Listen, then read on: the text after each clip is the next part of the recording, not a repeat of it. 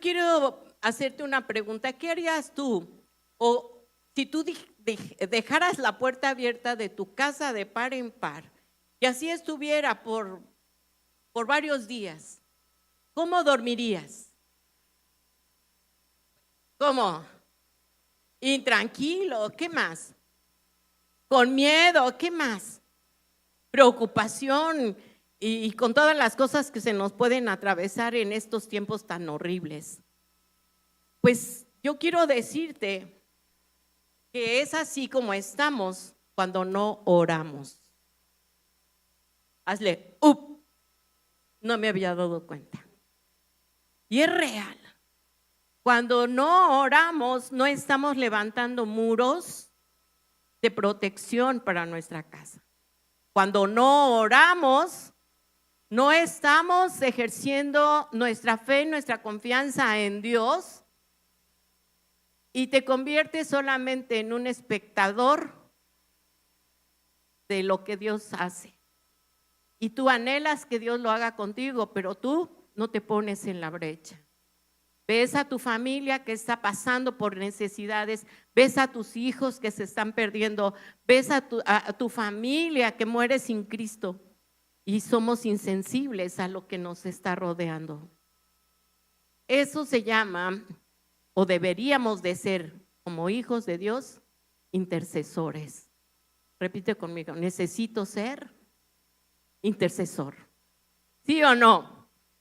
¿Qué es un intercesor? Es aquel que ruega, aquel que pide por otros, el que toma el lugar de otros por la necesidad que tienen otros, siempre guiados por la misericordia que Dios pone en tu corazón, por la guianza del Espíritu Santo también, y que pone las necesidades de la gente, el dolor de los demás. ¿Has sentido esto? Y es aquí donde tú y yo tenemos que estar en obediencia al Señor. Y quiero empezar esta historia. Le llamé legado porque vemos en la historia del pueblo de Israel. Cuando el pueblo de Israel está en Egipto, estuvo cautivo 400 años. Repite conmigo, 400 años cautivo. En Éxodo 2:26 dice que el pueblo empezó a quejarse de la esclavitud. Ellos sufrían muchísimo. El faraón y el pueblo egipcio los tenían como esclavos. Ellos no habían nacido esclavos, pero se habían multiplicado en una tierra que no era su tierra. Y Faraón los toma como esclavos. Y dice la Biblia que ellos empezaron a gemir, a clamar por la manera, la opresión que ellos estaban viviendo. Ellos estaban construyendo pirámides en Egipto. Ellos estaban haciendo casas para los egipcios de sol a sol. Y eso hacía que hubiera escasez de alimento. Eso hacía que ellos sufrieran. Y dice en Éxodo 2:26, nada más como referencia, que ellos fueron los que clamaron a Dios buscando que los liberara. Ahora, fíjate lo que dice aquí en la palabra de Dios. Y vamos ahí a Éxodo 14. ¿Qué hizo el Señor? Me encanta porque dice la Biblia que Él oyó el clamor del pueblo y mandó a un libertador. ¿Quién fue ese libertador? Don Moy. Pero también Moy no quería obedecer a Dios. Y le puso muchos pretextos. Ay, es que soy tartamudo.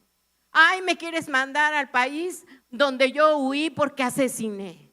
Y me van a matar cuando me vean. Ay, Señor, pero sí, ¿cómo sabré que tú vas conmigo? Tantas quejas. ¿Sabes algo que me emociona, me impresiona y me reta? Es la paciencia de Dios para nosotros. Dios es tan paciente. Y Él cuando te escucha que te estás quejando del calor, ay, el calor, Ay, a ir a la iglesia y caminar en el callejón. Ay, que la ruta. Bueno, sí están bien feitas. Y nos quejamos por todo. Y no nos damos cuenta, ni tampoco valoramos las cosas que Dios ya te dio. ¿Sí o no? Y fíjate que eso mismo hizo el pueblo de Israel. Ahí en Éxodo,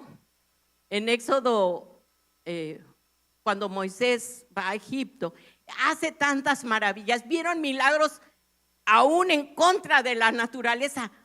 Y tú hasta habrás dicho, si yo hubiera estado ahí, yo sí hubiera creído. Dios ha hecho milagros sobrenaturales en tu vida y no los valores. ¿Sí o no?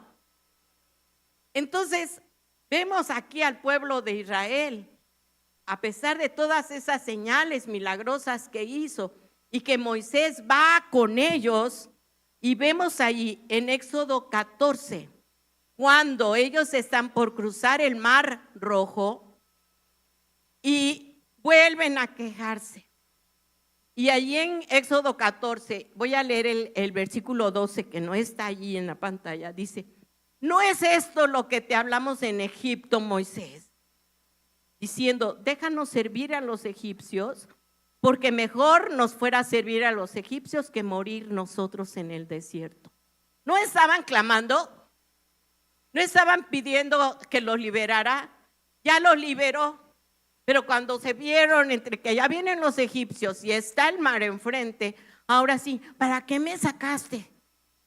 Estaba mejor en el mundo, me iba mejor cuando me iba a los antros. Ay, ahora ya tengo que perdonar a mi suegra. Y nos quejamos. Así era el pueblo de Israel. Y mira lo que dice en la palabra de Dios, y esto me encanta. Versículo 21, ¿qué hizo? Dios le da instrucciones directas a Moisés y vas a hacer esto. Y ve lo que dice el versículo 21 de Éxodo 14.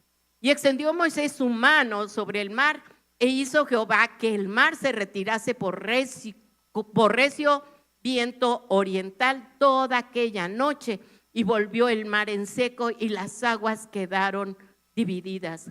Entonces los hijos de Israel entraron por en medio del mar en seco, teniendo las aguas como muro a su derecha y a su izquierda. Y siguiéndolos los egipcios entraron tras ellos hasta la mitad del mar, toda la caballería de Faraón, sus carros, su gente de a caballo. Aconteció a la vigilia de la mañana que Jehová miró el campamento de los egipcios desde la columna de fuego y nube y trastornó el campamento de los egipcios. Quitó las ruedas de sus carros, los trastornó gravemente. Entonces los egipcios dijeron: huyamos de delante de Jehová, porque Jehová pelea por ellos contra los egipcios. Y Jehová dijo a Moisés: extiende tu mano. ¿Qué le dijo? Sobre el mar, para que las aguas vuelvan sobre los egipcios, sobre sus carros y sobre su caballería. 27, todos juntos, por favor. Entonces Moisés, y cuando amanecía, el mar se volvió con toda su fuerza, y los egipcios al huir se encontraban con el mar y Jehová. Di amén. Gloria a Dios, así es. Ahora, fíjate bien, vamos a otro milagro hermoso que me encantó, porque esta fue una prédica de Merris. ¿Quién vino el viernes antepasado? Que Merris habló de pelear contra un enemigo, y me encantó esta palabra que dio Merris, que era pelear contra los amalecitas. ¿Quién estuvo ese viernes? Que oyó pelear contra Amalek. Y que ella me encantó porque y se lo voy a copiar. ¿Qué significa Amalek? Amalek significa duda, la frialdad espiritual, la arrogancia, el orgullo, la oposición intencionada a Dios. Representa el ateísmo, o el rechazo cínico de Dios que conduce a apartarte de Dios, que impide tu fe y la conexión con Dios. Representa la duda. Así que Moisés se enfrenta a un enemigo, que es Amalek. Y hoy en día ese Dios está gobernando aquí en el mundo.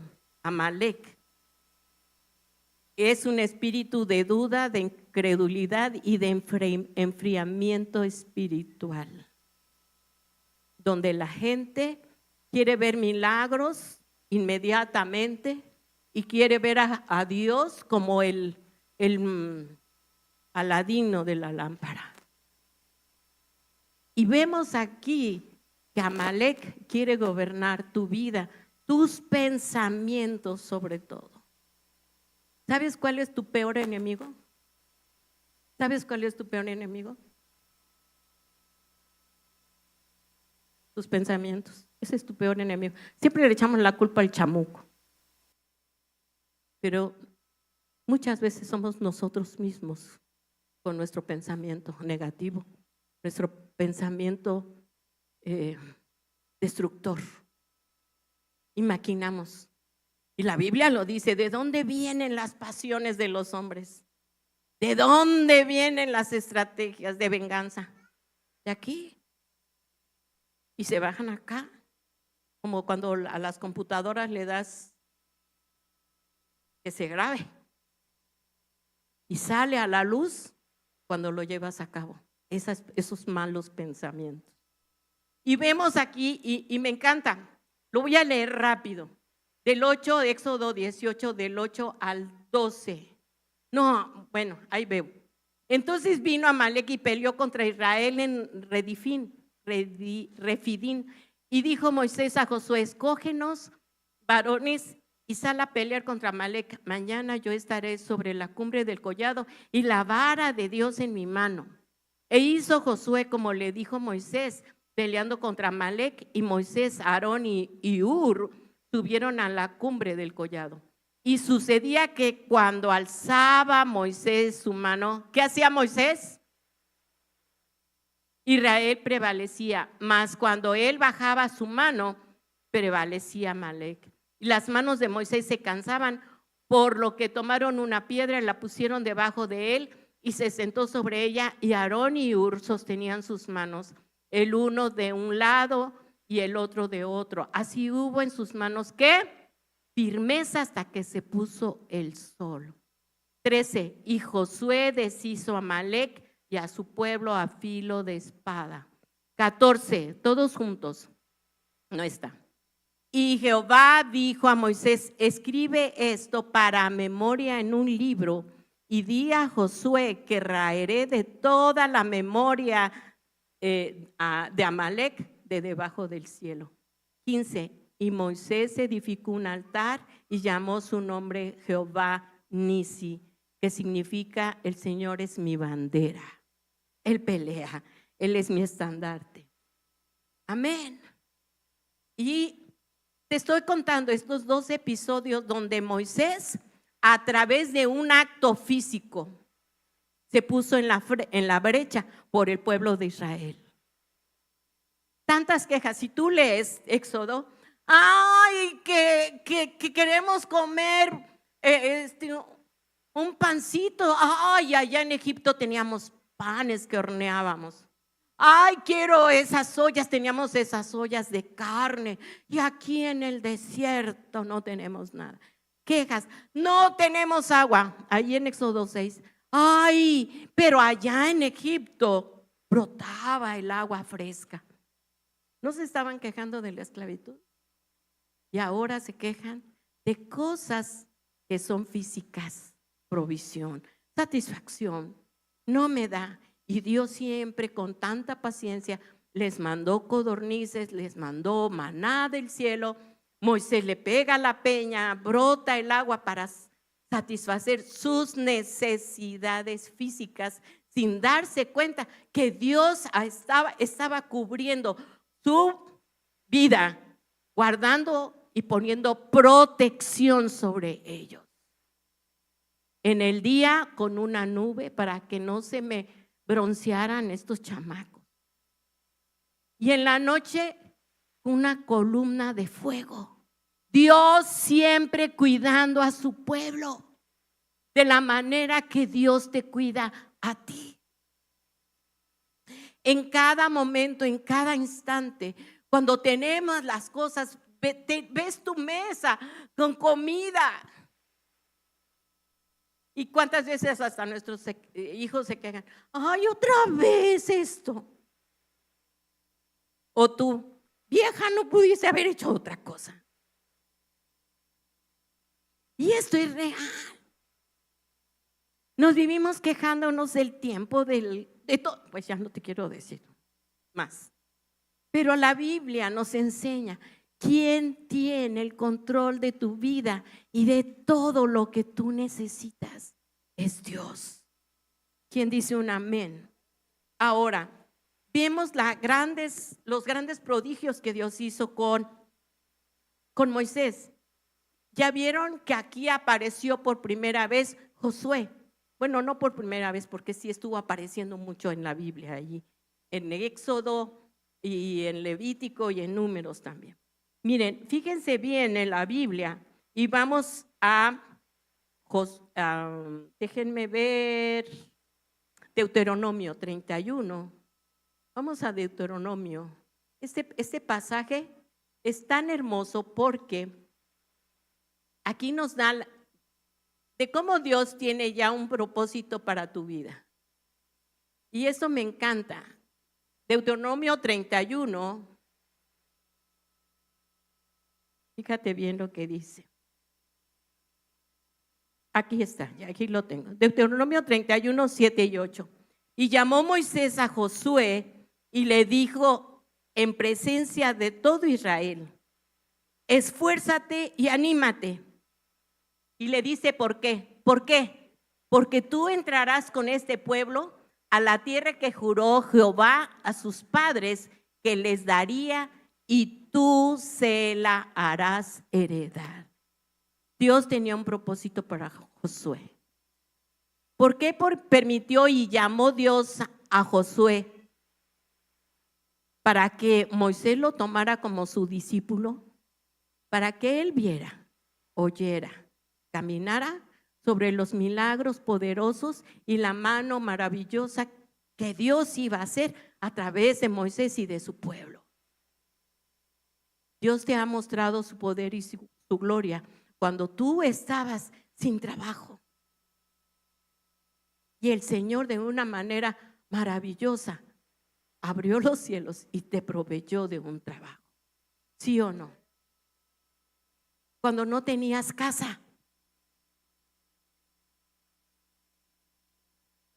Y Dios te dio las estrategias, te reveló, te dio sabiduría para que tú pudieras tener un lugar donde te cobijaras y que te sintieras que era lo que Dios te había dado para bendición. ¿Sí o no?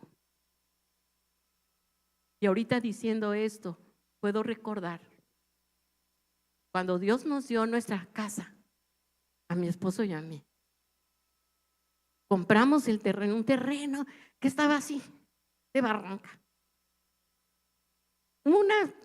Eran como 10 metros de plano nada más y lo demás era voladero. Pero nosotros lo veíamos hermosísimo. Y cuando llevábamos a nuestra familia que lo vieran, decía, ¿este es el terreno? Pero mi viejo y yo y mis hijos, los que estaban ya grandes, lo veíamos hermoso. Y luego mi esposo trabajaba 3 trabajos, yo trabajaba, teníamos a nuestros 3 hijos. Eran tiempos muy, muy difíciles. Y lo compramos en abonos. Y Dios fue el que proveyó porque no teníamos nada. Y nos esforzamos, de verdad.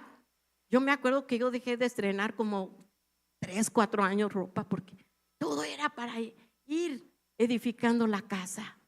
Y cada vez que echábamos un techo, Llorábamos y le dábamos gracias a Dios porque había sido su provisión. Y yo a esa casa le llamé casa de fe, porque de la nada Dios nos dio una casa. Y no cualquier casa, una casa donde mis hijos pudieron tener su habitación. Y si tú hubieras visto dónde vivimos, rentábamos un departamentito viejo como él solo, como ya de 40, 50 años, donde todo ya se caía, las puertas, eran pisos de esos antiguos, el WC eran de esos viejitos. Bueno, ¿para qué les digo? Y cuando le dijimos al arquitecto que nos hiciera un diseño, nos hizo una maqueta. Y en ese tiempo estaba la devaluación y le preguntamos, ¿cuánto necesitamos para construir?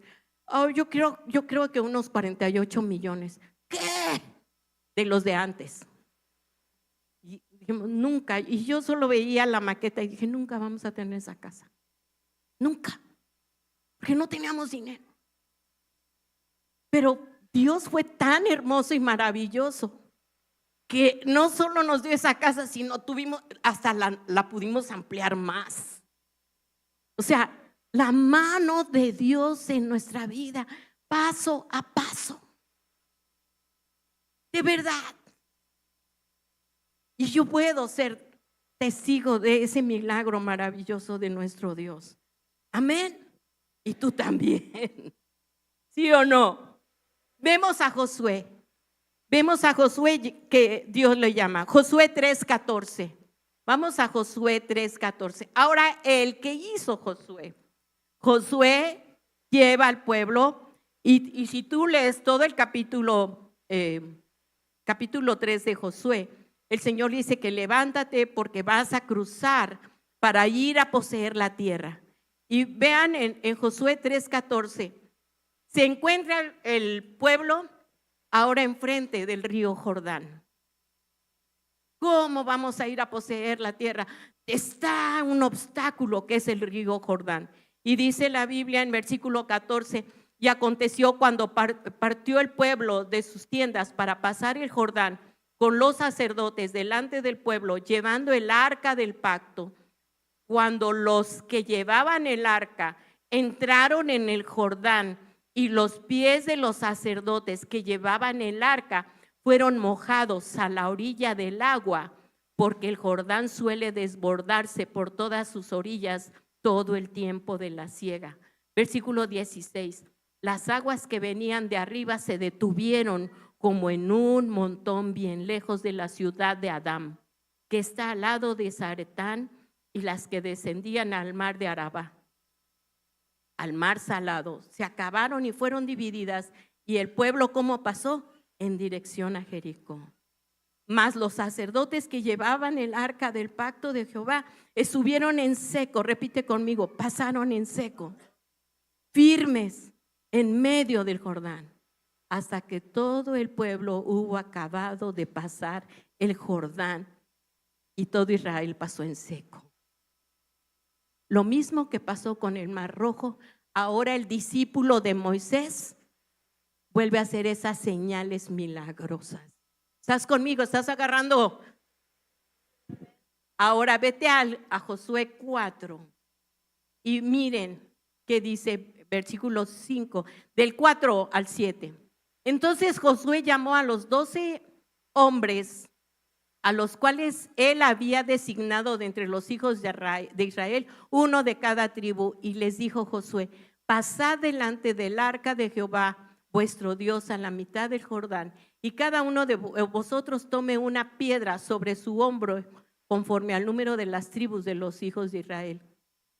Y vean el 6, para que esto sea señal entre vosotros, y cuando vuestros hijos preguntaren a sus padres mañana diciendo: ¿qué significan estas piedras? Versículo 7, todos juntos, por favor, porque quiero dejar esto en tu corazón. Le responderéis que las aguas del Jordán fueron divididas del arca del pacto de Jehová, cuando las aguas del Jordán se dividieron, y estas piedras servirán de monumento conmemorativo a los hijos de Israel para siempre. ¿Qué enseñanza te está dejando esto que estamos leyendo?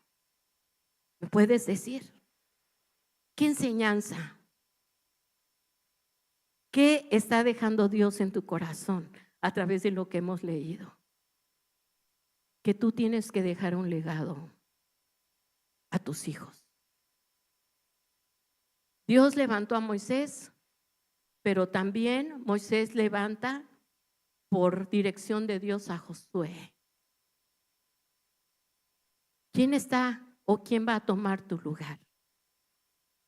Y mira lo que sigue diciendo en la palabra de Dios en relación a Josué. Y esto me emociona, me encanta, porque Josué fue fiel al Señor. Y podemos ver en su palabra cómo él al final les dice al pueblo: voy a morir. Y ustedes por 40 años, todavía, digo, más bien, ya no fueron 40, fueron los que estuvieron en el desierto. Josué los llevó y les entregó a cada quien su territorio. Y él les dice al final de su vida: voy a morir.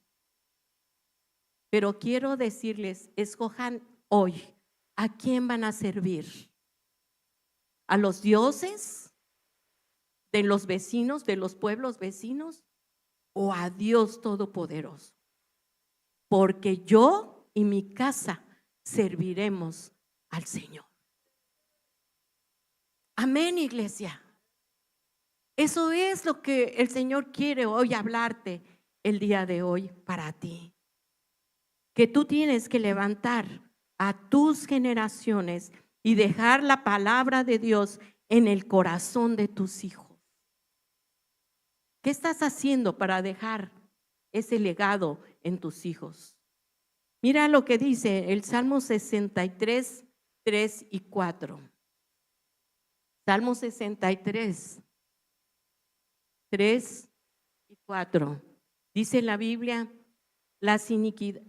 Estoy leyendo 65, 63, 3 y 4. Porque mejor es tu misericordia que la vida. Mis labios te alabarán. Así te bendeciré en tu nombre. Cuando tú levantas tus manos, ¿qué estás haciendo? Y es un acto físico de pedirle al Señor que Él intervenga. Es un acto de rendición y de humildad, de decir: no puedo yo más. Intercede tú, Señor, obra tú, Señor. Es un acto de intercesión, como lo vimos tanto en Moisés como Josué. Josué también extendió su mano hasta que todo Israel pasó por el río Jordán. El levantar nuestras manos en la adoración, estoy adorando al Señor, pero también estoy dando un mensaje para mis hijos, para los que me rodean. Estoy dando testimonio de que estoy rindiendo mi vida a Él, buscando su dirección y su voluntad. Fíjate en el Salmo 78. Salmo 78.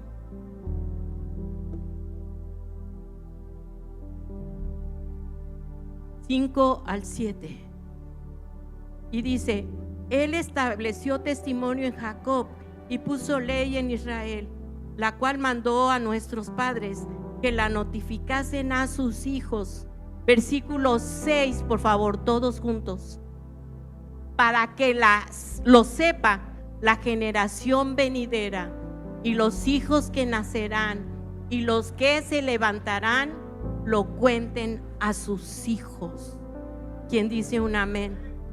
Versículo 7, todos juntos.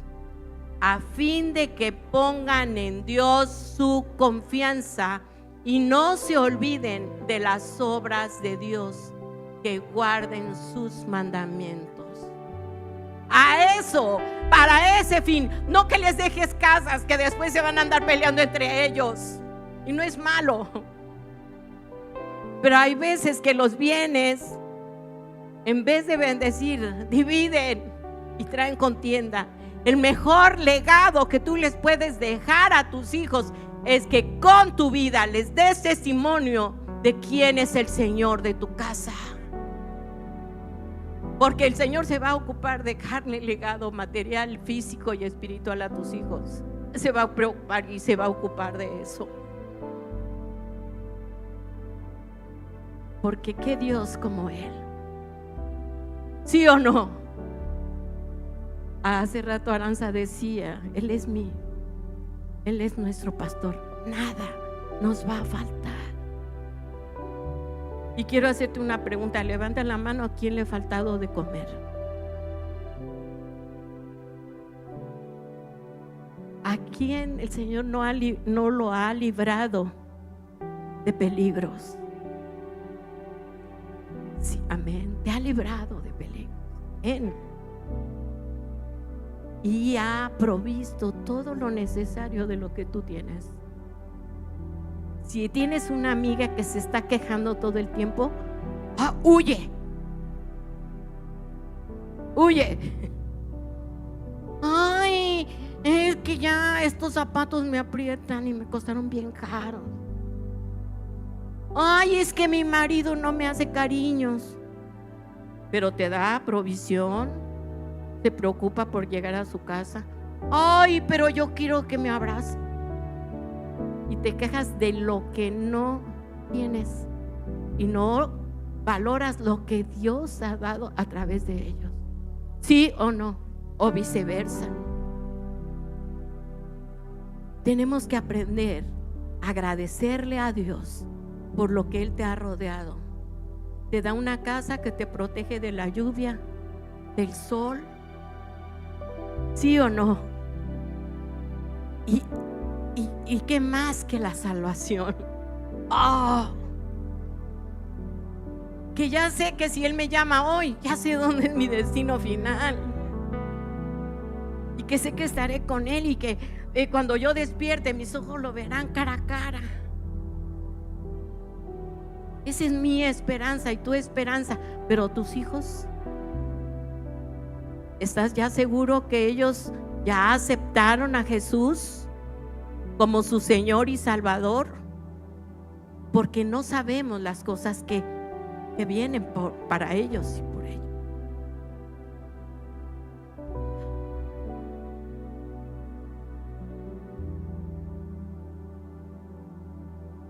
Voy a abrir un poco mi corazón porque en estas fechas para nosotros son fechas que hace 3 años atravesamos lo de mi hijo Oscar.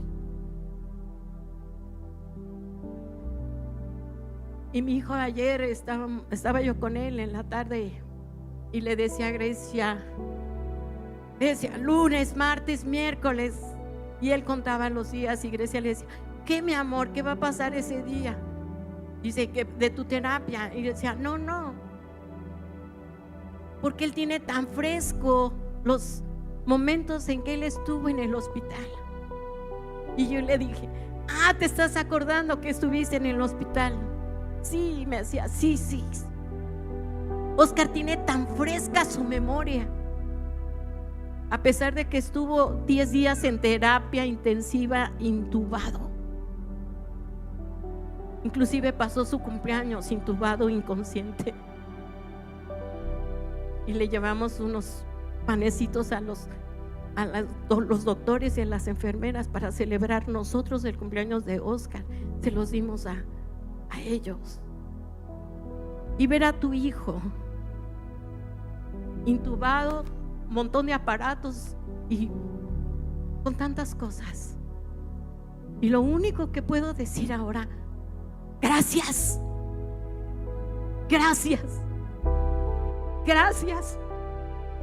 Dios, porque mi hijo ahí está. Gracias porque su promesa es fiel. Gracias porque yo sé que Él terminará su obra. Y si yo lloro es de gratitud a Dios, porque volteo a ver el pasado y puedo ver la mano poderosa de Dios del proceso de Él paso a paso. Y en mi corazón solo hay gratitud por lo que Él está haciendo porque Él me ha dicho que Él terminará su proceso. Y yo lo creo y lo confirmo y lo declaro que así será.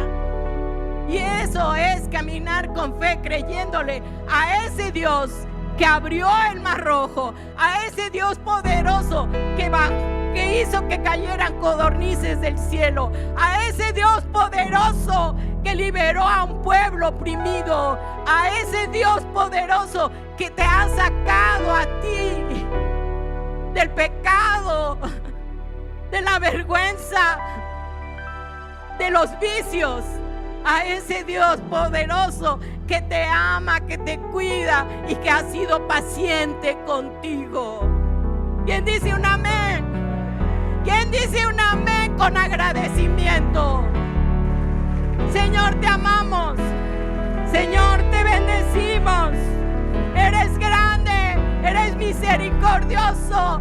Grande es tu nombre, Señor. Solo tú eres digno de ser alabado. Puedes decir un fuerte amén al Rey. Ponte de pie.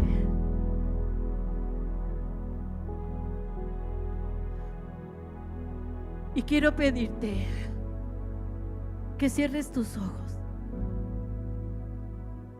No va a haber música, no va a haber nada,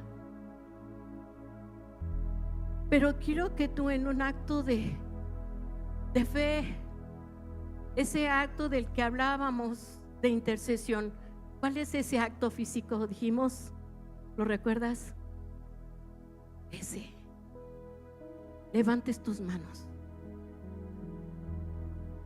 y con tus ojos cerrados. No va a haber nada. Con tus manos levantadas, así como estás. Y si el Espíritu Santo te mueve a postrarte, hazlo. Hay libertad en la casa de Dios. Y si el Espíritu Santo te dice, póstrate, póstrate. Y si el Espíritu Santo te dice, quiero tu corazón, hazlo. Es tu tiempo de, con tus manos levantadas, ponerte en la brecha por tus hijos. Que te quite toda insensibilidad, que te quite toda indiferencia, que te quite todo resentimiento por tu casa, porque el único que puede ponerse en la brecha por tu casa, por tus hermanos, por tus hijos, eres tú.